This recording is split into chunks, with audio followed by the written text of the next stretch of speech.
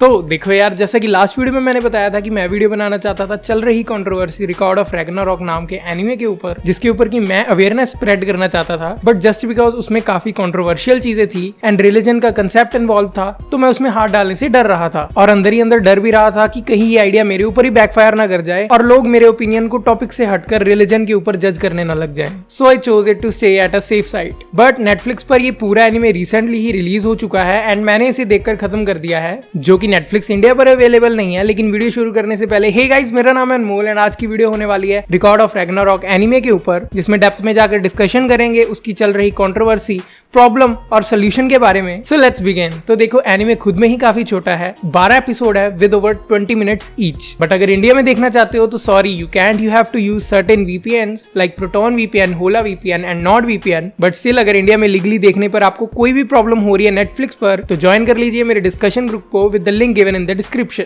तो अब इसमें इतना कंट्रोवर्सी जैसा क्या है, अगर आपको नहीं पता तो मैं शुरू करता हूँ इसकी बिगिनिंग से। वेल, नाम है रिकॉर्ड ऑफ रैग्नारॉक, जो कि 18 मई 2018 में इसका मांगा रिलीज हुआ था, जिसका बेसिक कंसेप्ट है कि हर 1000 साल बाद दुनिया के सारे गॉड्स एक असेंबली में इकट्ठा होते हैं, एक सभा बुलाई जाती है जहां पे वो इंपॉर्टेंट टॉपिक्स के बारे में डिस्कशन करते हैं। डिस्कशन के चलते ही उसमें से एक टॉपिक निकल कर बाहर आता है कि इंसान ने काफी ज्यादा हद मचाई हुई है, जिसके कंक्लूजन में एक सोल्यूशन निकलता है कि ह्यूमन फॉर्म को जड़ से ही मिटा देना चाहिए, उसे फिर से रीसेट या फिर एक न्यू लाइफ फॉर्म को जनरेट करना चाहिए। लेकिन इसी बात को अपोज करते हुए एंट्री होती है ब्रुहंडल नाम की कैरेक्टर की, जो कि खुलेआम आकर कहती है कि तुम्हें किसने हक दिया पूरी की पूरी प्रजाति को खत्म करने का। तो जिसपे गॉड कहते हैं कि अगर हम बना सकते हैं तो हम डिस्ट्रॉय भी कर सकते हैं। लेकिन वेलकायरी जिसपे कहती है कि तुम इसे खत्म करना चाहते हो क्योंकि मैनकाइंड नेचर को स्पॉइल कर रही है, या फिर तुम इनसे डरते हो। वेलकायरी की इन्हीं बातों को सुनकर, गॉड्स की शॉर्ट टेम्पर्डनेस को देखकर वो चैलेंज एक्सेप्ट कर लेते हैं and finally gods and human के बीच में जो है जंग का ऐलान हो जाता है। वेल, अब टेंशन मत लेना, जो मैंने तुम्हें बेसिक प्लॉट या स्टोरी बताई है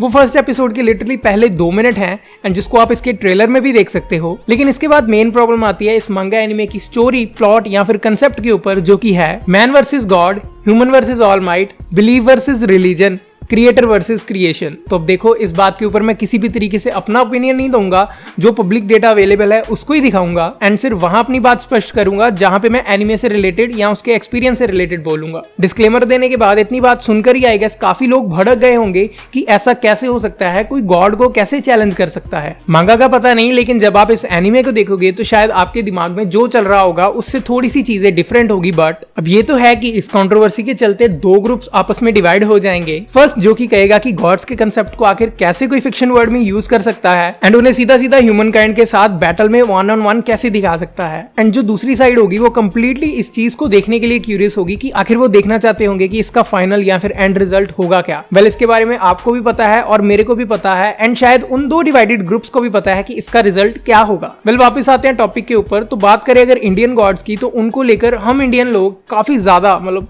थोड़े से आई गेस कहूंगा कि थोड़े एक्स्ट्रा मेजर्स लेने वाले सेंसिटिव लोग हैं। तो उन्हीं चीजों को कंसीडर ना करते हुए एंड टोटल इग्नोरेंस के साथ हमें एनिमे में जो दिखाए गए हैं गॉड्स वो हैं शिव जी, एंड एक सीन में तो मैंने गणेश जी को भी स्पॉट कर लिया था। बट मांगा में ये चीज काफी ज्यादा आगे बढ़ चुकी है, जिनमें हमें देखने को मिलते हैं शिव जी, पार्वती माँ, विष्णु जी, ब्रह्मा जी, काली माँ एंड और भी इंडियन माइथोलॉजी से जुड़े हुए भगवान। वेल, स्पेसिफिकली मैं मेंशन कर दूं कि इस एनिमे में इंडियन गॉड्स को टारगेट नहीं किया गया है। इसमें Norse mythology, Greek mythology and हर तरह के भगवान या फिर गॉड को इसमें दिखाया गया है। तो अब ये तो मैंने बताया कि शुरुआत क्यों और कहां से हुई।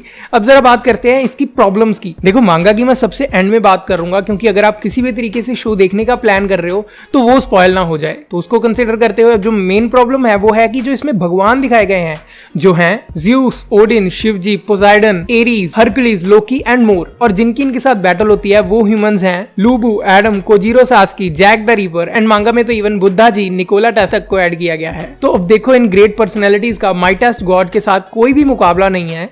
हिस्ट्री को ही उठाकर देख लो, गॉड को आज तक कभी नहीं हराया गया है।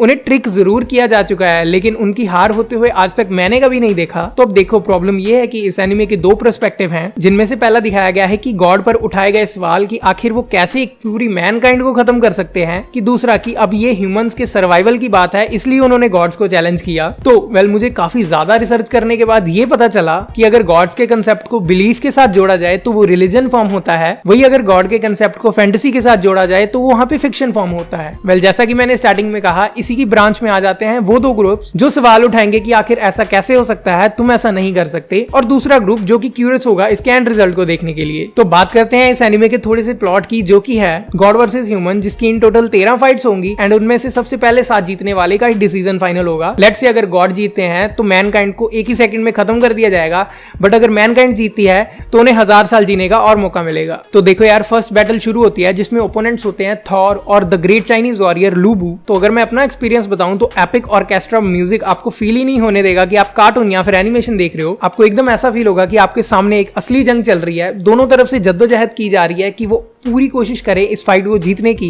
एंड अपनी साइड के डिसीजन को फाइनल करने की। जो ब्रुंदेहिल नाम की लड़की का मैंने मेंशन किया था स्टार्टिंग में, आई डोंट नो, उसको देखकर मुझे कोड गियास के एनिमे से ललूश नाम के कैरेक्टर की वाइब्स आ रही थी। तो डिस्क्लेमर इसके लिए मैं पहले दे दूं कि देखो यार, गॉड वर्सेस ह्यूमन का कंसेप्ट है तो इसमें गोर, ब्लड और वायलेंस का कंसेप्ट काफी ज्यादा भर भर के दिखाया गया है। तो अब जो इसमें बैटल सीक्वेंसेस दिखाए गए हैं, मेरे को नहीं पता कि पहली बैटल ऐसी होने के बाद इसकी 13th बैटल कैसी होगी या इसकी आने वाली 5 बैटल्स कैसी होंगी। मतलब इवन गॉड्स तक कहते हैं कि उन्होंने आज तक इतनी थ्रिलिंग फाइट कभी नहीं देखी। और भैया फर्स्ट बैटल के जो एंड में आफ्टर इफेक्ट्स होते हैं उसने मुझे इमोशनल कर दिया था एंड मैं खुद चाहता था कि काश मैं उसके अंदर होता और उस चीज का पार्ट होता। भाई देखो, कमजोर दिल वाले इससे दूर रहो क्योंकि ये इमोशनली, सेंटिमेंटली काफी ज्यादा वायलेंट है। इससे आपको दर्दनाक और खौफनाक फील होगा जिससे आपका दिल भारी भारी हो जाएगा। जैसा कि मैंने विजुअल्स में कहा था, काफी ज्यादा बढ़िया है, एक 2D और 3D का ब्लेंड जो कि बहुत ही अच्छा लगता है देखने में। Superb action choreography and great battle sequences.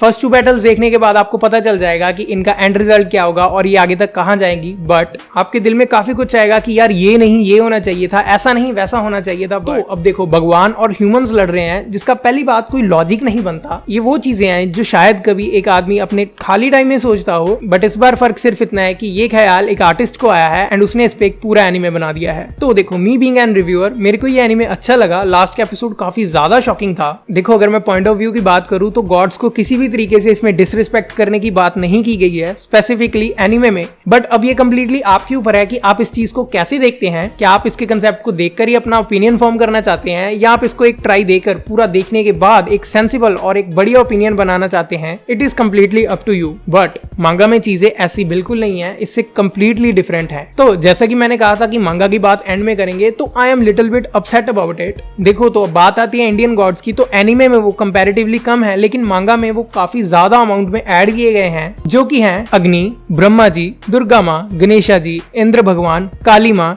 Nishumbha, Parvati माँ, रुद्रा, शिव जी, शुंभा, वरुणा एंड विष्णु भगवान। तो देखो, मुझे प्रॉब्लम नहीं है जब तक तुम उन चीजों का गलत इस्तेमाल नहीं कर रहे हो, बट मेरे को जो सबसे ज्यादा डिस्टर्ब करने वाली चीज लगी वो है इनके अपीयरेंसेस। देखो, मान लिया कि तुम एक कंसेप्ट को ले रहे हो, उसे अपने हिसाब से ढालकर उसको रिप्रेजेंट कर रहे हो। चलो मान लिया कि तुम फीमेल गॉड्स को भी यूज कर रहे हो, बट उन्हें पोर्ट्रे करने का एक बढ़िया, एक थोड़ा सा सेंसिटिव तरीका होना चाहिए जिससे रिस्पेक्टफुल और डिग्निटी मेंटेन रहे। अब देखो, नॉर्स गॉड और ग्रीक मैथोलॉजी के बारे में मेरे को नहीं पता क्योंकि वो शुरू से ही वैसे हैं। उनकी अपीयरेंसेस और उनकी चाल ढाल हमेशा से ही हिस्ट्री में ही ऐसी बनाकर रखी गई है। बट अगर इंडियन गॉड्स की बात करें तो उनकी एक रिप्रेजेंटेशन, उनकी पोर्ट्रेशन, उनके जो एक दिखाने का तरीका है वो काफी ज्यादा क्लीन, रिस्पेक्टफुल और डिग्निटी मेंटेन करने वाला होता है। बट जिस तरीके से इसमें कुछ अपीयरेंसेस दिखाए गए हैं वो काफी ज्यादा, मतलब मेरे को पर्सनली काफी ज्यादा डिस्टर्बिंग लगे। देखो, मैं एक एथिस्ट हूँ, हर चीज के पीछे लॉजिक के लिए भागता हूँ, उसकी सेंस को देखता हूँ एंड फिर डिसाइड करता हूँ कि मुझे इस पे भरोसा करना है, इसमें विश्वास रखना है या नहीं। बट अब इसका मतलब ये नहीं कि अगर मेरे को फ्री विल के साथ रहने की अपॉर्चुनिटी दी गई है